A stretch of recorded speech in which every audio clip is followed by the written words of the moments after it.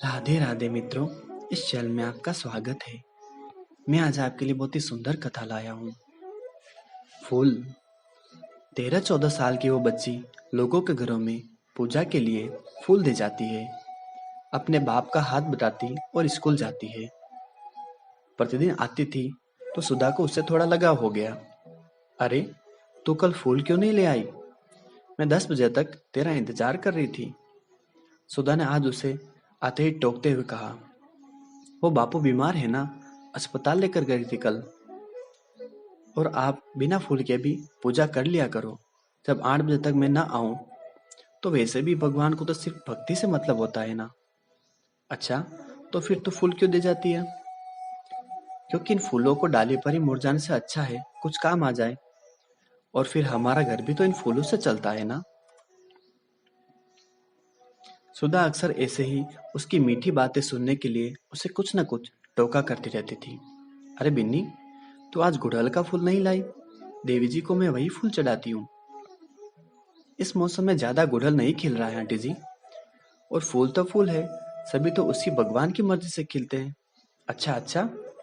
वो ऐसी प्यारी बातें कहती जाती और उसकी बातें सुनकर सुधा मुस्कुरा दिया करती।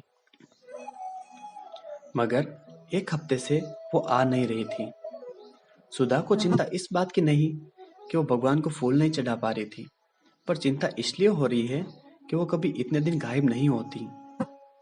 और सच्चाई ये भी थी कि पूजा से पहले सुधा को उसकी मीठी बातों की आदत हो गई थी। माँ तो थी नहीं उसकी, अपने बापू और छोटे भाई के साथ रहती है। आखिर आज मन बनाकर सुधा उससे मिलने के लिए पास ही के बस्ती में चली गई। वहां उसके घर जाकर देखा तो अपने भाई को अपने हाथों से निवाला खिला रही थी। छोटा भाई रो रहा था। वे उसे चुप करा रही थी। अचानक सुधा को देखते ही चौंक पड़ी और बोली, आंटी जी आप? हाँ, ये रो क्यों रहा है? सुधा इस सवाल से उसकी भी आंखें भर आई। सिसकती हुई वह बोली, बापू भी चले गए आंटी जी।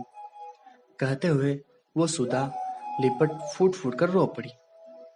उसकी बातें सुनकर सुधा का मन धक से बैठ गया। हे भगवान, क्या मैं सचमुच उस भगवान की पूजा करती हूँ जो इन जैसे बच्चों को भी अनाथ और बेसहारा कर देते हैं? उसका मन सोचते हुए व्यथित हो उठा। मगर सामने पालनहार कन्हैया की फोटो टंगी थी, जहाँ सुधा सहित दोनों बच्चों की आंखों में आंसू से वही वे बांसुरी पकड़े मुस्कुरा रहे थे।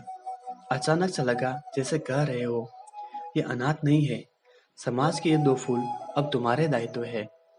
सुधा उन बच्चों की उंगली पकड़ के बस्ती अपने घर की ओर चल पड़ी। जय जय श्री राधे।